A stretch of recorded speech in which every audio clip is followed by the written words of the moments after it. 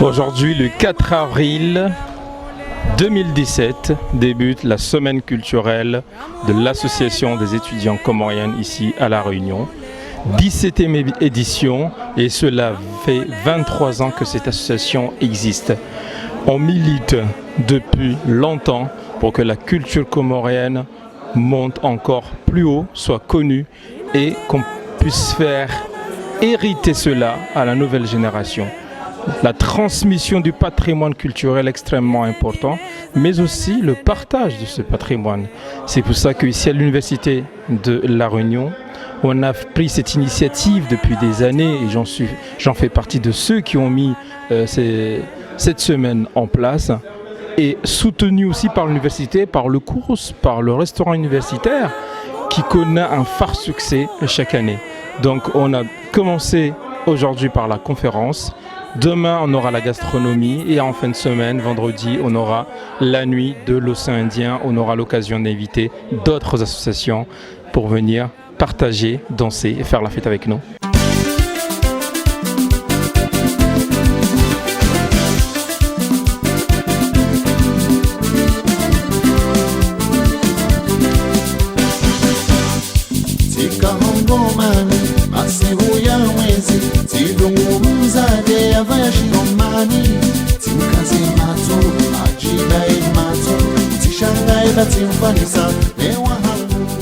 Nous, avec la KINA, avec Céline Mohamed, avec d'autres, avec Mounir Alaoui et d'autres, on a mis en place des ateliers d'écriture. Après 5 ans d'ateliers d'écriture, on a perdu beaucoup de gens en route, comme nos copains à Madagascar, comme nos copains à Maurice, comme moi je travaille, je mets en place ici, pas plus tard que ce matin, des ateliers d'écriture sur le documentaire avec l'agence Finarou, sa famille, et qui a un désir de raconter une histoire, de la porter, de franchir plusieurs obstacles. Et ça, ce n'est pas en capacité n'importe qui.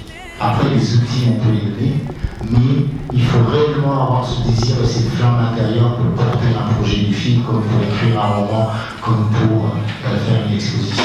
Effectivement, la détection des talents, on va aller de plus en plus vers une sélection un peu plus rude, effectivement. On ne faisait pas l'entretien, on recevait des synopsis, des résumés de projets, et puis on disait ça c'est cohérent, etc. On prenait en atelier. Mais je pense qu'il faut rajouter une étape supplémentaire, faire des entretiens. Parce que sans ça, on perd du temps, on perd de l'énergie, on amène des formateurs du monde entier, et au final, on les perd. C'est une problématique, j'enseigne aussi à Lillois, ici à l'Institut de l'image de l'océan Indien, c'est une problématique qu'on a aussi à La Réunion. On a des Master 1 et Master 2 en réalisation audiovisuelle, et on leur demande quel film vous avez vu, nada. Mais qu'est-ce que vous faites là?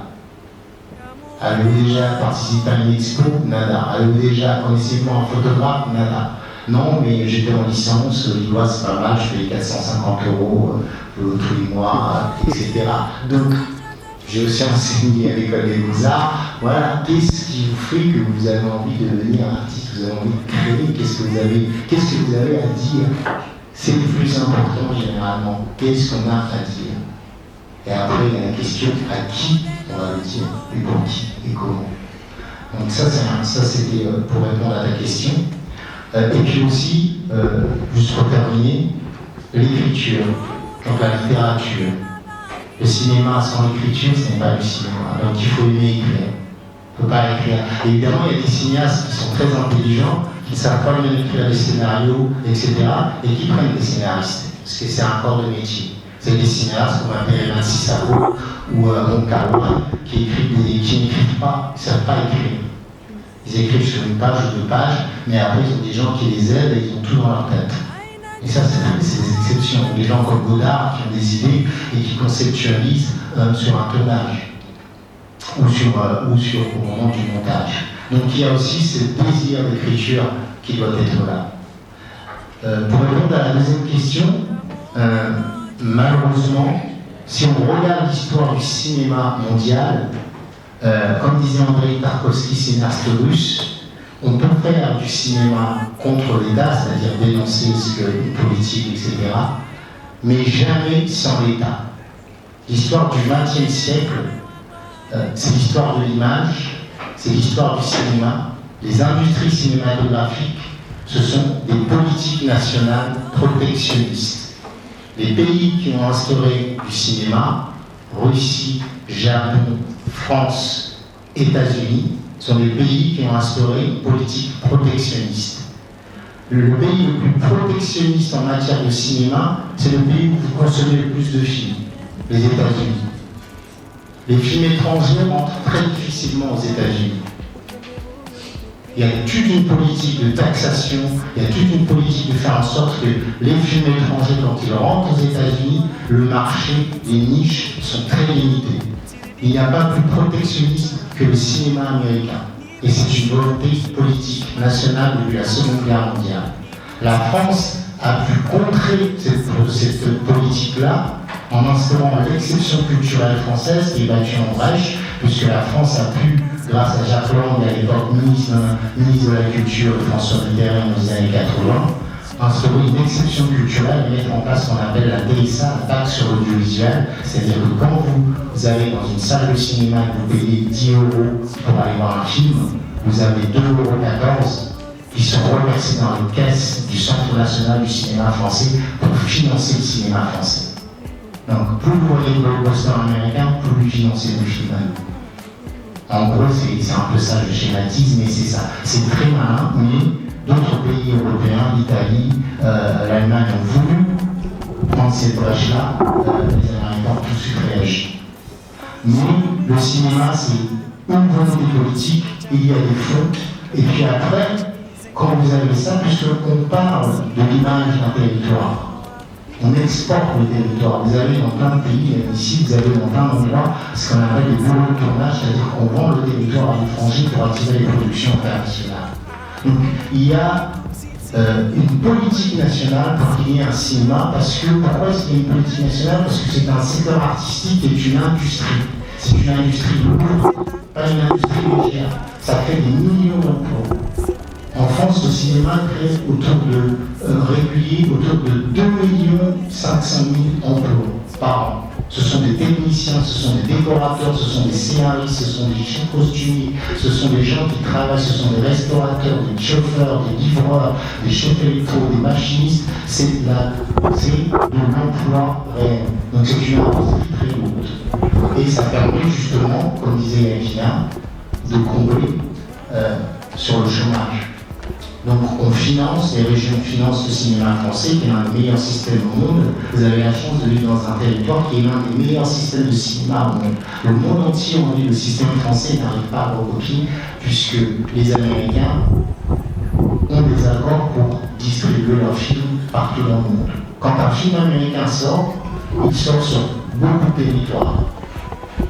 Vous sortez sur 3, 4 000, 5 000 copies dans beaucoup de territoires dans le monde entier.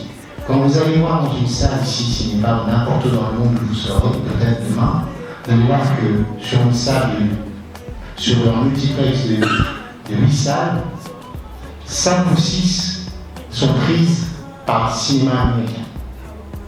Et généralement, sur les 5 ou 6, ce sont maximum 2 distributeurs, ou 3, qui distribuent les packages. On va distribuer Spider-Man 1, on va distribuer Ant-Man, on va distribuer, etc., etc. C'est le même distributeur. C'est-à-dire que, sans que vous vous en rendiez compte, on vous fabrique votre imaginaire. C'est ce qu'on appelle le soft power. Et ça, c'est très important de comprendre ça. Ça veut dire que, alors que tous les pays au monde, même chez nos Comores, font du cinéma, mais vous n'avez pas accès. Donc vous ne connaissez pas ces pays. Et là, on est réellement dans du soft power, parce que ça veut dire que vous consommez rien. Ça veut dire que vous enrichissez l'industrie américaine, ça veut dire que vous enrichissez un pays. Donc, voilà, donc il y a une politique effectivement nationale pour le cinéma. Après, au niveau du ministère, pour te répondre, on a voulu travailler avec eux, on continuera toujours parce qu'il faut toujours nous mettre devant le fait accompli. Mais dès la première année, on a eu des partenaires privés, on en a eu 25 sur la première édition. On a eu un peu moins sur la deuxième, la troisième aura lieu en décembre, mais on a aussi le secteur privé comorien qui s'investit comme nous.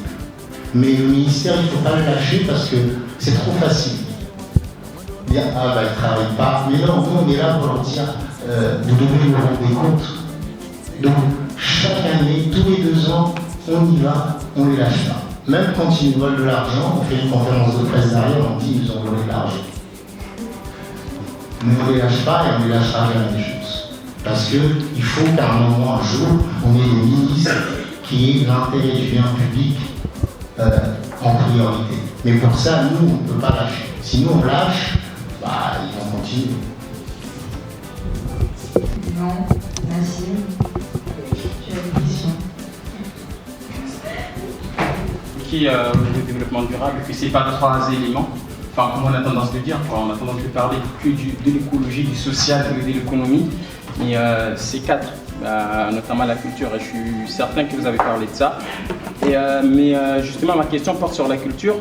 Quand vous avez parlé tout à l'heure des cultures en commun, et Akina à la fin de son intervention elle a parlé de Stockholm, on parle de Stockholm dans les années 90, notamment au niveau des politiques culturelles.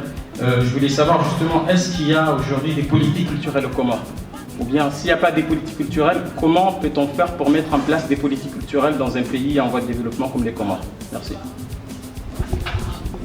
C'est le ministère de la Culture et la direction chargée de la culture que Madame Amida la préside actuellement.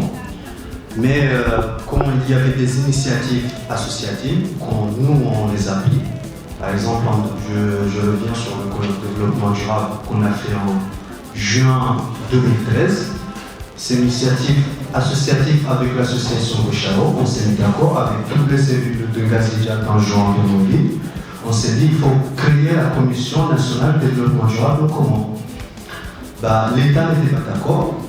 À l'époque, c'était, je ne m'en souviens pas du commissaire qui était là, mais on est parti chez lui, on a expliqué le projet. Il nous a soutenus, il nous a ouvert son commissariat, on travaillait là-dessus.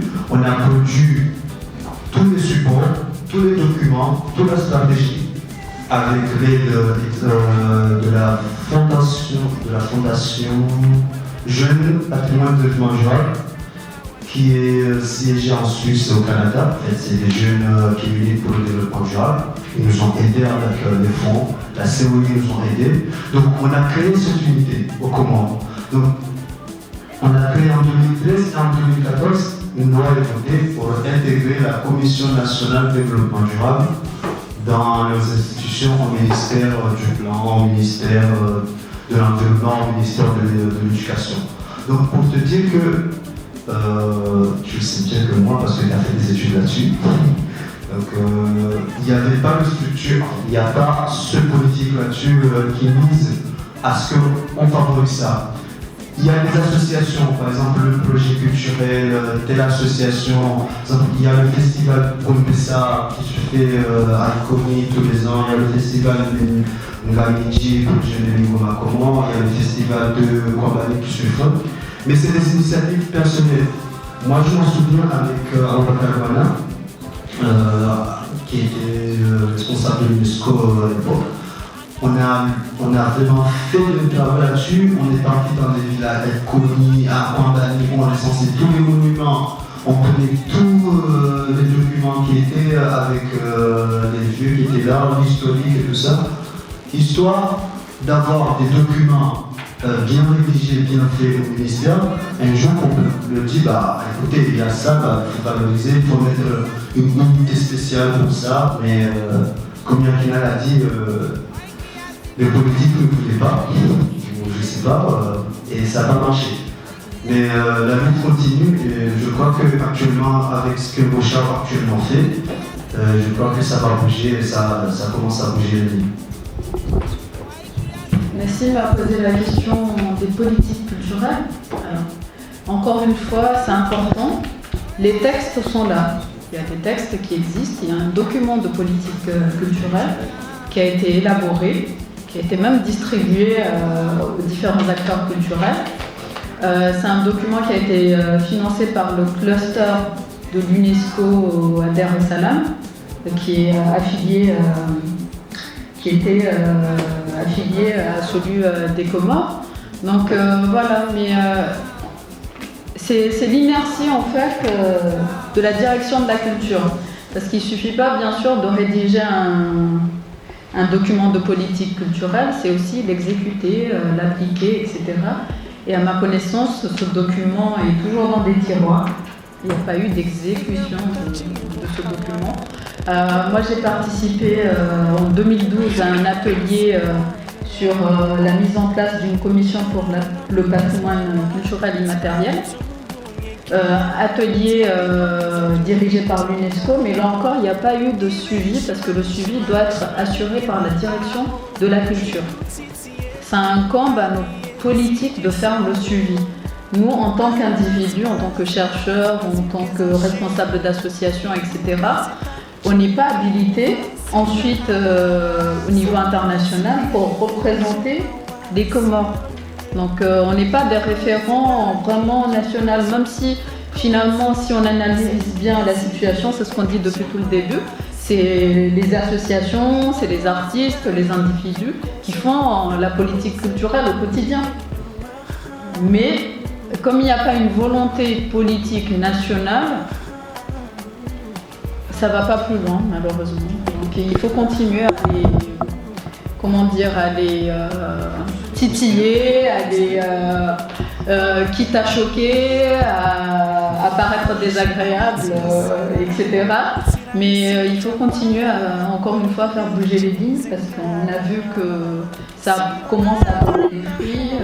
Le CIF, ça fait 5 ans déjà, on a eu des films. Alors avant le CIF, c'est pas le premier festival, il y avait le FESNACO, il y a eu un salon du livre, donc c'est bien entendu des initiatives associatives, individuelles, etc.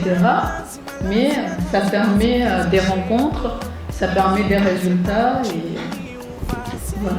Merci. Je vous retrouve bientôt sur la chaîne Le KTV. Ciao, ciao, ciao.